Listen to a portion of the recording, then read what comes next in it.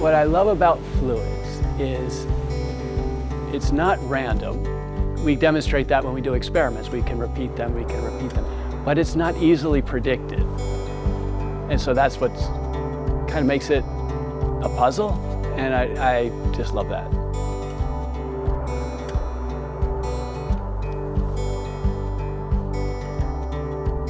We're here at the OH Hinsdale Wave Research Laboratory, and in this space we look at anything you can imagine happening on the coast.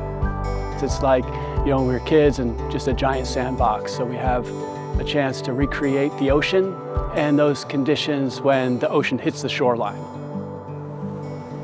The path to coastal engineering was mostly through fluid mechanics. As a junior in civil engineering, we have a sequence of these water courses. Just found it fascinating, and that kind of way leads on to way, and I just kept going with it.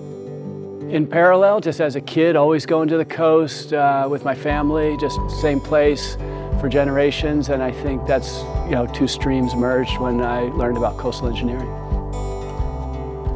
What I like to think about for research is useful and usable. You know, as an engineer, we're trying to solve a problem, but you know, as a researcher, you're trying to create something not really sure what it's going to be. So trying to think like, okay, here's the research, but how would it be used?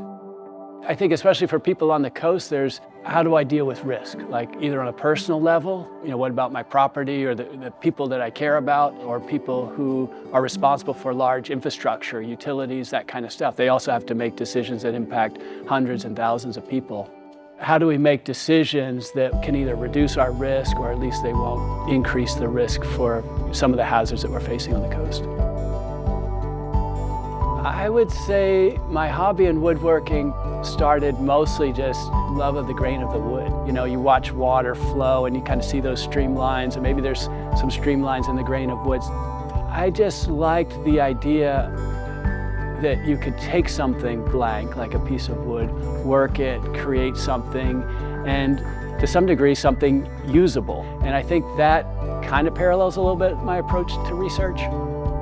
There's something in woodworking that's creative to me, and so I kind of enjoy that part. And research definitely is a creative process.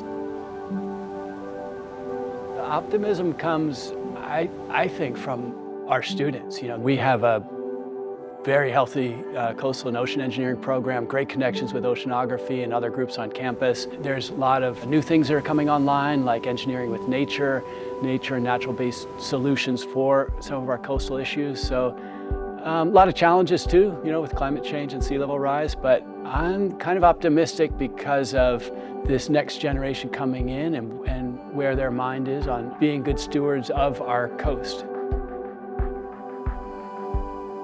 OSU is a special place. I really feel that. Like, I feel like I walked into something amazing.